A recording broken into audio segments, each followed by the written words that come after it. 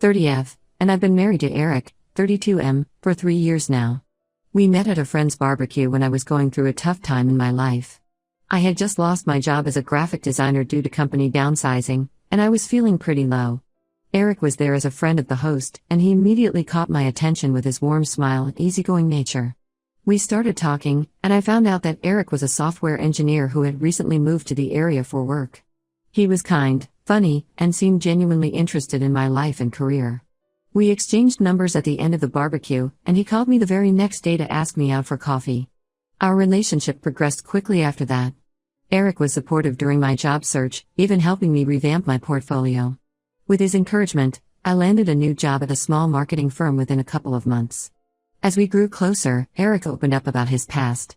He told me about losing his parents in a car accident when he was in college, and how it had affected him and his older sister, Sarah, 35F. Eric and Sarah had always been close, but the loss of their parents brought them even closer. They were all each other had left, and they leaned on each other heavily during the grieving process. Eric spoke about Sarah with such love and admiration that I was excited to meet her, hoping we could become friends. However, my first meeting with Sarah didn't go as I had hoped. We met for dinner at Eric's apartment, and from the moment Sarah walked in, I could feel her cold demeanor. She barely acknowledged me, focusing all her attention on Eric. Throughout the evening, she made subtle comments that made me feel uncomfortable. For example, when Eric mentioned that I had recently started a new job, Sarah said, "Oh, that's nice. At least you're not unemployed anymore." Her tone implied that she thought my job was somehow inferior. I tried to brush off her behavior, thinking maybe she was just having a bad day. But as time went on and we had more interactions, it became clear that Sarah's attitude towards me wasn't going to change. She'd often forget to invite me to family gatherings, or make backhanded compliments about my appearance or career. Once, at a family barbecue, she loudly reminisced about Eric's ex-girlfriend, talking about how smart and accomplished she was, all while looking pointedly at me. Eric noticed Sarah's behavior and often spoke to her about it, but she'd always have an excuse or claim he was misinterpreting things. She'd say things like, "Oh, I didn't mean it that way," or "You're being too sensitive, Eric. I'm just looking out for you." Despite Sarah's attitude, my relationship with Eric continued to grow stronger. After 2 years of dating, during which we moved in together and adopted a rescue dog named Max, Eric proposed. It was a beautiful, intimate moment in our favorite park, with Max running around us excitedly. I was overjoyed and said yes without hesitation. When we announced our engagement to Sarah, her reaction was less than enthusiastic. She forced a smile and said, "Well, I guess congratulations are in order." Then she immediately started talking about how we needed to have a long engagement to really be sure about our decision. The real trouble started when we began planning our wedding. Sarah insisted on being heavily involved, claiming she knew Eric's taste better than anyone. She tried to change every decision we made, from the venue to the color scheme. When we chose a beautiful garden venue, Sarah argued that an indoor venue would be more practical. When we decided on a blue and silver color scheme, Sarah insisted that Eric had always loved green and gold. Every time we stood our ground on a decision, Sarah would guilt-trip Eric by bringing up their parents. She'd say things like, "Mom always wanted your wedding to be in a church," or "Dad would have loved to see you in his old cufflinks, not those new ones Alice picked."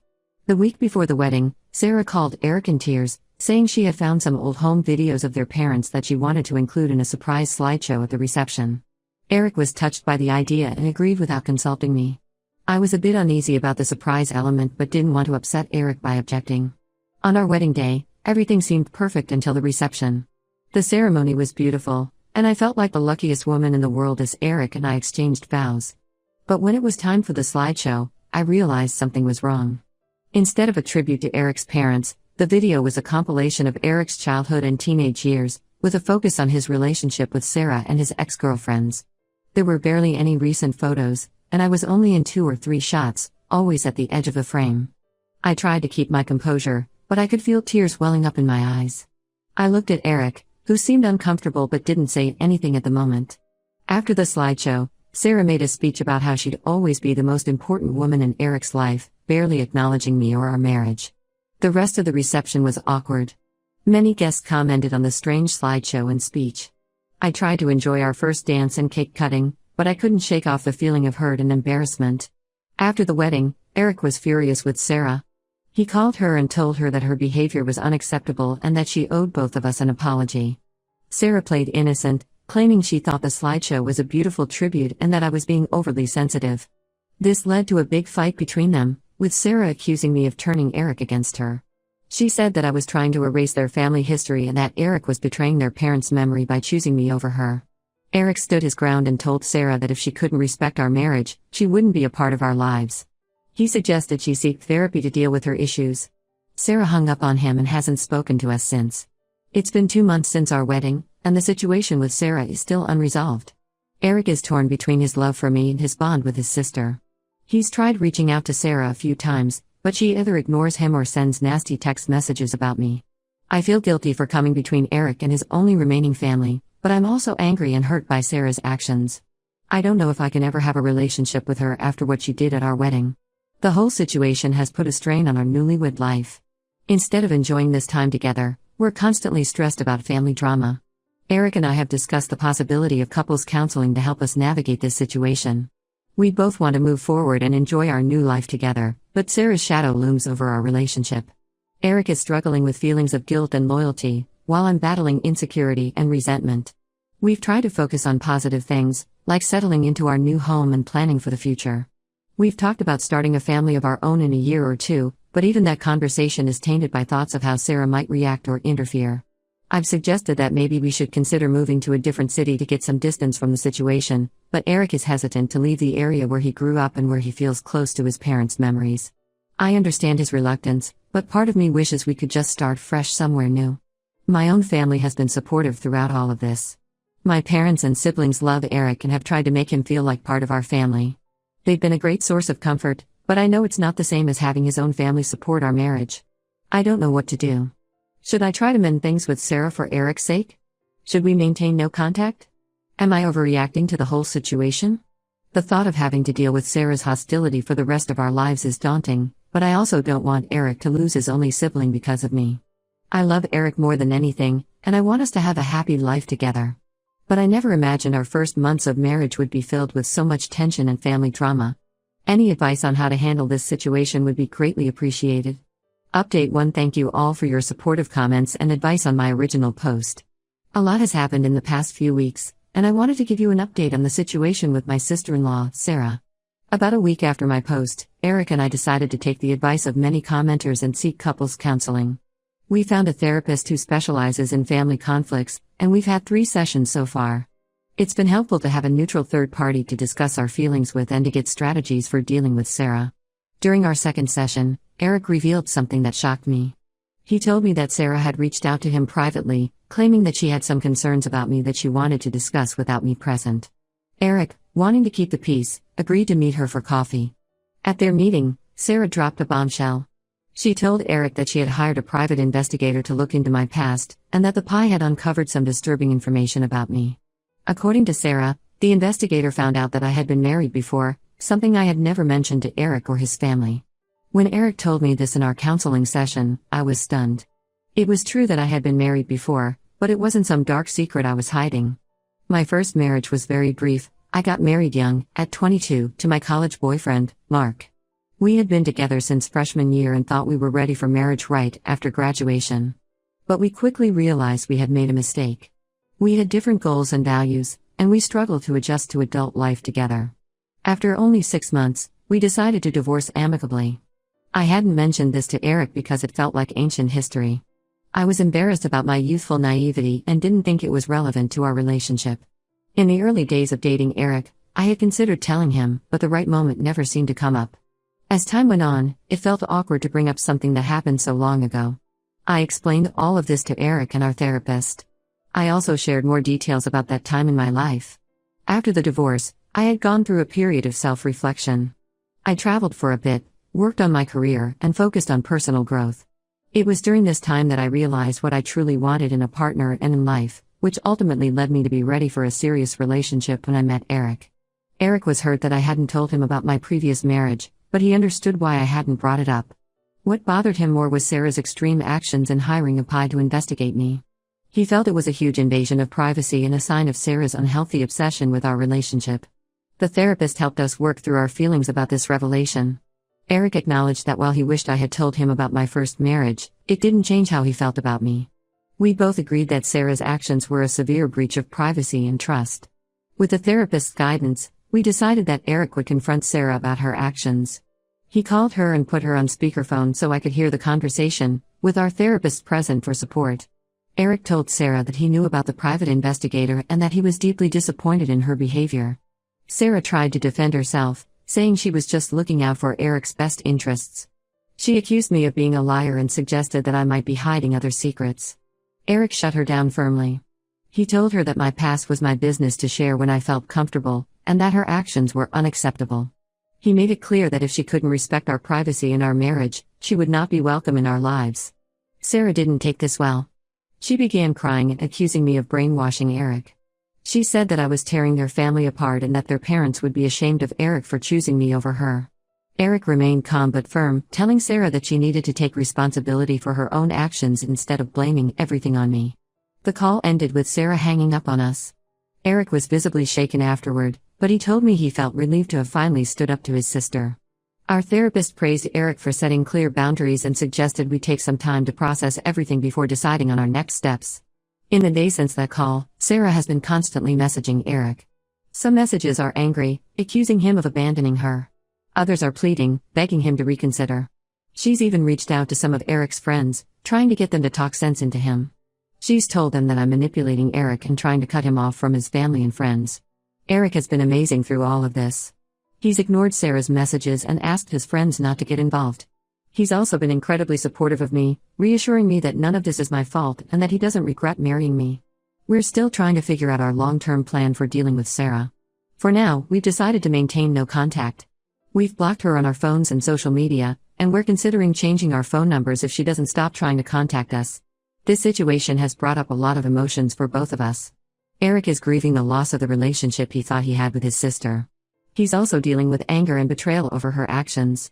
For me, I'm relieved that everything is out in the open now, but I'm also feeling guilty about not sharing my past marriage with Eric earlier.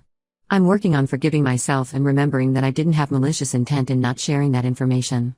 Our therapist has been helping us work through these feelings. She's encouraged us to focus on strengthening our relationship and supporting each other. We've been making an effort to have regular date nights and to talk openly about our feelings. We're also focusing on building our own family traditions. We've started having Sunday dinners with my family, and we're planning a small Thanksgiving gathering with some close friends. It's helping us remember that family isn't just about blood relations, but about the people who love and support us. Thank you all again for your support. This situation is far from resolved, but we're taking it one day at a time. I'll update again if there are any significant developments. Update 2: I want to thank everyone for their continued support and advice. The situation with Sarah has taken some unexpected turns, and I felt it was time for another update. About a month ago, Eric and I were surprised to receive a letter from Sarah. It wasn't the angry or pleading message we expected. Instead, it was a formal apology. Sarah wrote that she had started seeing a therapist and realized that her behavior towards me had been inappropriate and harmful. She acknowledged that her actions stemmed from her unresolved grief over losing her parents and her fear of losing Eric, the only family she had left. In the letter, Sarah explained that her therapist had helped her understand how her grief had morphed into an unhealthy attachment to Eric and a fear of change. She recognized that her behavior had been controlling and manipulative, and she expressed genuine remorse for the pain she had caused us. Eric and I discussed the letter in our therapy session. Our therapist suggested that while the apology was a positive step, we should be cautious about immediately letting Sarah back into our lives. We decided to respond with a brief email, thanking Sarah for her apology and expressing hope for her continued progress in therapy, but maintaining our boundaries for the time being. We thought that would be the end of it for a while, but we were wrong. 2 weeks after we sent our response, we received a call from the local hospital. Sarah had been admitted after a car accident. She wasn't critically injured, but she did need surgery for a broken leg. Eric was listed as her emergency contact, and the hospital needed someone to make decisions about her care. We were torn about what to do. On one hand, we had been maintaining no contact. On the other, this was a genuine emergency, and despite everything, Sarah was still Eric's sister. After a long discussion, we decided that Eric would go to the hospital to handle the necessary paperwork and ensure Sarah was getting proper care, but that I would stay home. We felt this was a good compromise. Eric could fulfill his family obligations without putting me in an uncomfortable position. However, when Eric arrived at the hospital, he discovered something that changed everything. Sarah wasn't alone. She was accompanied by a man named David, who introduced himself as Sarah's fiancé. Eric was shocked, Sarah had never mentioned being in a relationship, let alone being engaged. David explained that he and Sarah had been dating for almost a year, but Sarah had kept their relationship a secret from Eric. Apparently, Sarah had been so focused on her imagined competition with me that she neglected to share this significant part of her life with her brother. Eric spent some time talking with David while Sarah was in surgery. He learned that David was a widower who had lost his wife to cancer 3 years ago. He and Sarah had met at a grief support group, and their shared experiences had brought them closer. David seemed like a kind and grounded person, and he had been encouraging Sarah to reconnect with Eric and make amends. When Sarah woke up from surgery, she was surprised and embarrassed to see Eric there with David. Eric kept things civil, focusing on her health and the necessary medical decisions. Before he left, he told Sarah that he was glad she had found someone and that he hoped she would be honest with David about everything that had happened. This revelation has thrown us for a loop. On one hand, we're glad that Sarah has someone in her life and hope that this relationship has been a positive influence on her. David seems to be a stabilizing presence, and his own experience with loss might help Sarah process her grief in a healthier way. On the other hand, we're hurt and confused about why she kept this a secret, especially given how much she claimed to value family and openness. It feels hypocritical that she accused me of keeping secrets when she was hiding such a significant part of her life. Eric is particularly struggling with this news. He feels betrayed that Sarah hid such a big part of her life from him, especially after accusing me of keeping secrets. He's also worried about David and whether Sarah has been honest with him about her past behavior. We've discussed this development in our therapy sessions, and our therapist has encouraged us to view this as an opportunity. Sarah's engagement could mean that she's moving forward with her life and may be less fixated on interfering with our relationship. However, the therapist also cautioned us about getting too optimistic too quickly. The therapist suggested that if we decide to reconnect with Sarah, we should do so slowly and with clear boundaries. She recommended that we start with short, public meetings and gradually increase contact if things go well. For now, we're maintaining our distance, but we're open to the possibility of carefully rebuilding our relationship with Sarah in the future, if she continues to show genuine change and respect for our boundaries. We've decided to send Sarah a card wishing her a speedy recovery and congratulating her on her engagement, but we're not rushing into anything more than that. This situation has reminded us that people are complex and capable of change, but also that trust, once broken, takes time to rebuild. We're cautiously optimistic but proceeding with care. In the meantime, Eric and I are focusing on our own lives. We've started looking into buying a house, thinking about starting a family, and planning for our future together. These positive steps are helping us move past the drama and focus on building the life we want. We're also working on strengthening our own relationship. The stress of the situation with Sarah had taken its toll, but we're committed to supporting each other and communicating openly. We've started a new tradition of weekly check-in talks where we discuss our feelings and any concerns we might have. I'll update again if there are any more significant developments. Thank you all for your continued support and advice. It means more than you know to have a community to turn to during these challenging times. Update 3. It's been a while since my last update, and I wanted to share how things have progressed with our family situation. After Sarah's accident and the revelation of her engagement, things were quiet for a while. We sent the card as planned, and Sarah responded with a thank you note that was polite but distant. We took this as a good sign. She was acknowledging our gesture without pushing for more than we were ready to give. About 2 months ago, we received an invitation to Sarah and David's wedding. The invitation came with a handwritten note from Sarah, asking if we could meet to talk before the wedding. After discussing it in therapy and between ourselves, Eric and I agreed to a meeting. We met Sarah and David for lunch at a neutral location. It was awkward at first, but as the meal progressed, the tension eased. Sarah seemed different, more relaxed and self-aware. She apologized again for her past behavior, this time in person and with more specificity about the harm she had caused. What surprised us most was David's presence. He was fully aware of the situation between us, including Sarah's actions at our wedding and her hiring of a private investigator. Sarah had told him everything during her recovery from the accident, realizing that if she wanted a healthy relationship with him, she needed to be honest about her past. David shared that he had encouraged Sarah to continue with therapy and to make amends with us. He also assured us that he understood our caution and respected our boundaries. It was clear that David had been a positive influence on Sarah, helping her work through her issues in a healthier way. During the lunch, Sarah explained more about her journey. She talked about how therapy had helped her recognize her unhealthy attachment to Eric and her fear of abandonment. She acknowledged that she had projected her own insecurities onto me and our relationship. Sarah also shared that meeting David had been a turning point for her, showing her that she could have a fulfilling relationship of her own instead of trying to control Eric's life. The lunch ended on a cautiously positive note. We didn't make any grand promises of reconciliation, but we did agree to keep lines of communication open.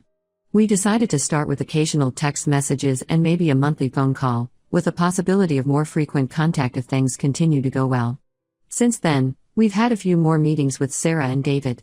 Each time, Sarah has shown continued growth and respect for our boundaries. She's stopped trying to compete with me for Eric's attention and seems genuinely happy in her relationship with David. After much discussion and soul-searching, Eric and I decided to attend Sarah and David's wedding last weekend.